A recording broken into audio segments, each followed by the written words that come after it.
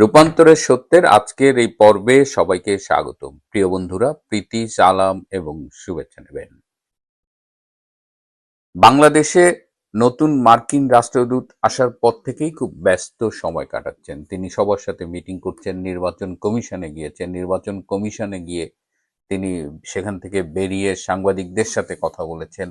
তো শুরুতে আমি একটু শুনে নিই যে তিনি যে নির্বাচন কমিশনে গেলেন সেখানে তিনি সাংবাদিকদের কি বলেছেন।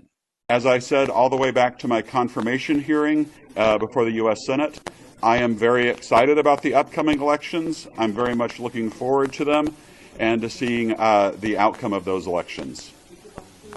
The United States government does not take sides in Bangladesh's elections.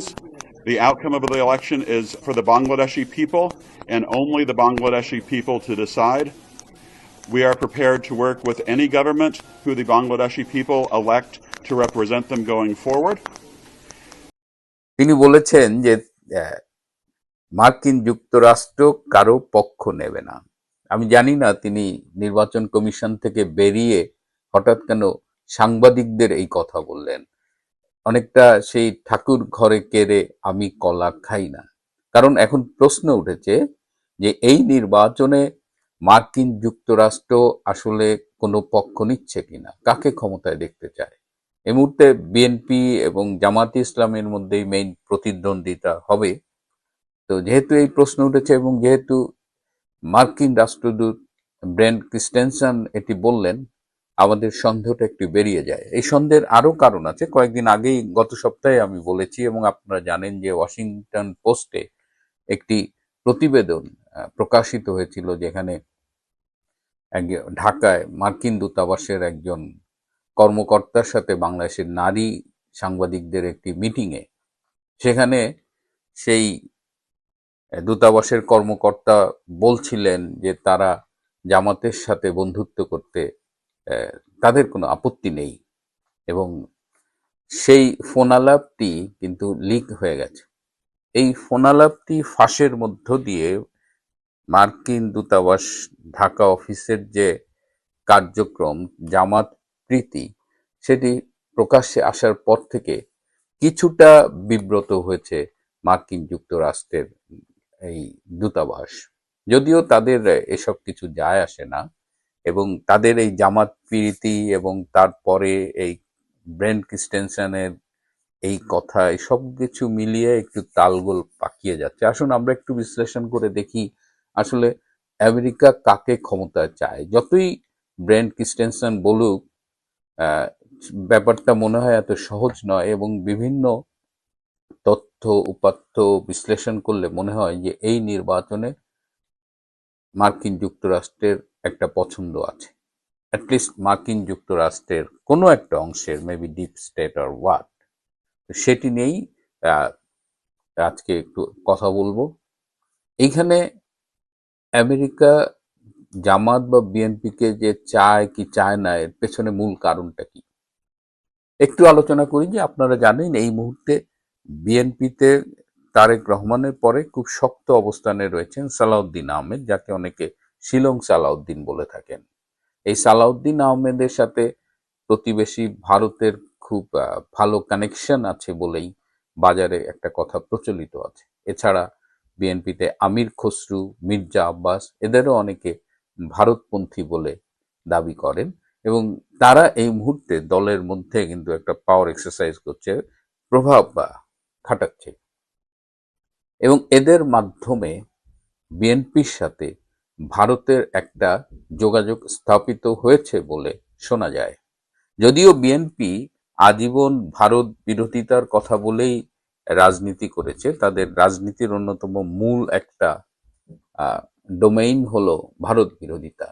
তো সেই ভারত বিরোধিতার রাজনীতি করা বিএনপি ভারতের সাথে একটি যোগাযোগ স্থাপন করেছে এবং অনেকেই বলেন যে তারেক রহমান যে বাংলাদেশে ফিরেছেন দীর্ঘ নির্বাসন শেষে এবং জুলাই অভ্যুত্থানের এই যে জঙ্গি অভ্যুত্থানের পরেও তিনি এত সময় নিয়েছেন দেশে ফিরতে, এর মূল কারণ ছিল তার কিছু ক্লিয়ারেন্স ছিল না এবং ভারত তাকে ক্লিয়ারেন্স দেওয়ায় তিনি ফিরেছেন। সুতরাং এই নির্বাচনে যেহেতু আওয়ামী লীগ মাঠে নেই, সম্ভবত ভারতের একটা পছন্দ হলো বিএনপি, অ্যাটলিস্ট ওভার জামাত।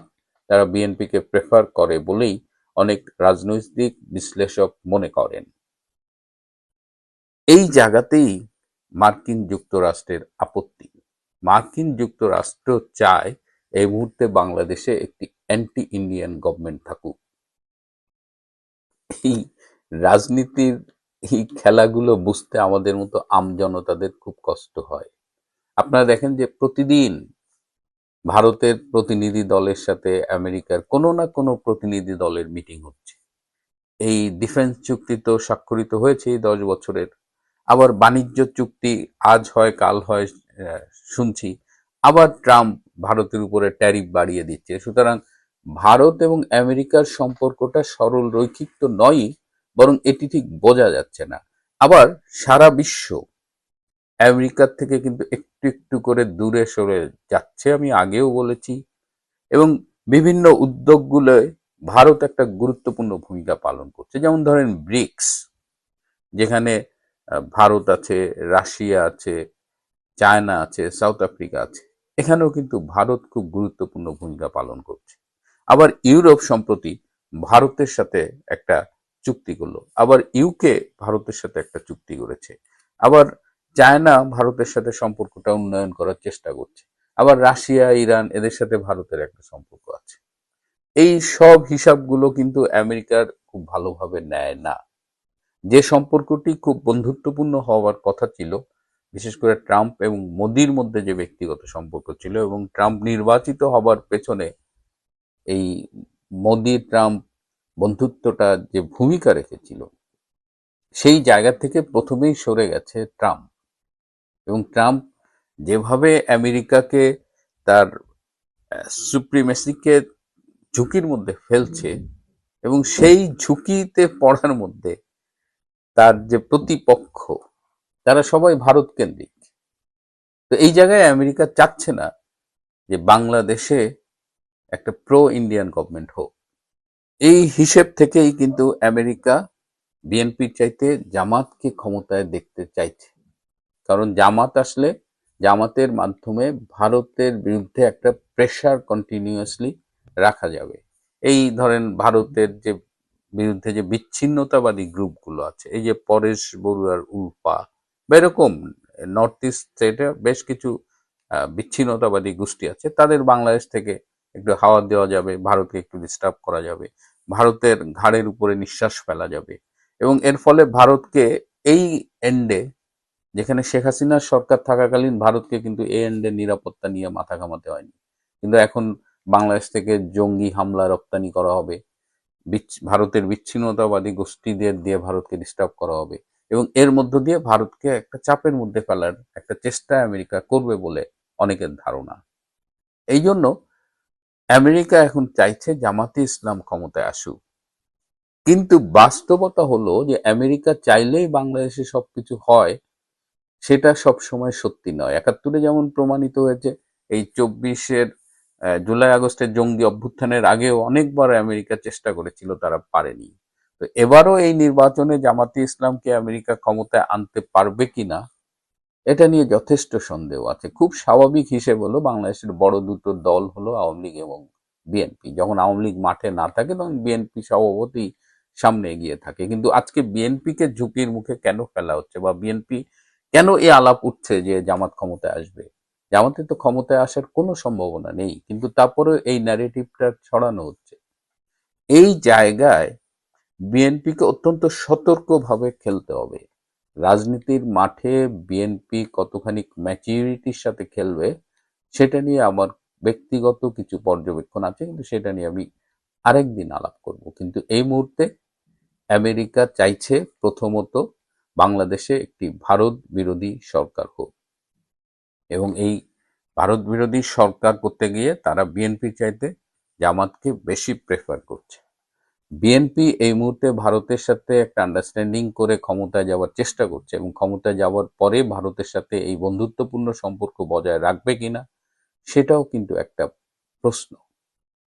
এই বিষয়টা নিয়ে আমি সম্প্রতি আমার আমার একটা কানেকশন আছে একজন আমেরিকান এক্স ডিপ্লোম্যাটের। তিনি মাঝে মধ্যে আমাদের আগ্রহের কারণেই বাংলাদেশ সম্পর্কে কথা বলেন এবং তারও বাংলাদেশ একটা আগ্রহের জায়গা। তিনি এই তথ্যটি আমাদের দিয়েছেন এবং তিনি বলেছেন যে এই কারণে এতক্ষণ যেটা বললাম সেটা আসলে আমাদের সেই বন্ধুর কাছ থেকে পাওয়া। এবং তিনি আমাকে আরো কিছু কথা বলেছেন যে এই মুহূর্তে আওয়ামী লীগের ইন্টারন্যাশনাল কানেকশন বাড়ানো উচিত, আরো ইমপ্রুভ করা উচিত এবং আওয়ামী লীগের উচিত যাদের ৮ থেকে ১০ জনের একটা টিম থাকা উচিত যারা তাদের ইন্টারন্যাশনাল রিলেশনস গুলো ইমপ্রুভ করবে। এবং তিনি স্পেসিফিক একটি নাম আমাকে বলেছেন যে বাংলাদেশের সাবেক পররাষ্ট্রমন্ত্রী জনাব এ কে মোমেন। তিনি বলেছেন যে আওয়ামী লীগের উচিত এই মিস্টার মোমেনকে আরো বেশি কাজে লাগানো, কারণ মিস্টার মোমেনের আমেরিকায় অনেক কংগ্রেসম্যান সিনেটরের সাথে পার্সোনাল যোগাযোগ আছে এবং মিস্টার মোমেন কিছুটা কাজ শুরু করেছেন। আমার কাছে এই দুটো অ্যাডভাইস খুব ইম্পর্টেন্ট মনে হয়েছে এবং আওয়ামী লীগ চাইলে এই দুটো অ্যাডভাইস বিবেচনা করতে পারে। তো দেখা যাক আমেরিকা যে ভারত বিরোধী একটা চক্রান্ত করছে, একদিকে ভারতের সাথে বন্ধুত্বের নাটক করছে বা আমরা দেখতে পাচ্ছি, আর একদিকে বাংলাদেশকে ভারতের বিরুদ্ধে কাজে লাগাচ্ছে। প্রিয় বন্ধুরা, আজ এ পর্যন্তই। ভালো থাকবেন, সুস্থ থাকবেন, তার চেয়েও জরুরি হলো নিরাপদে থাকবেন। সবাইকে অনেক ধন্যবাদ।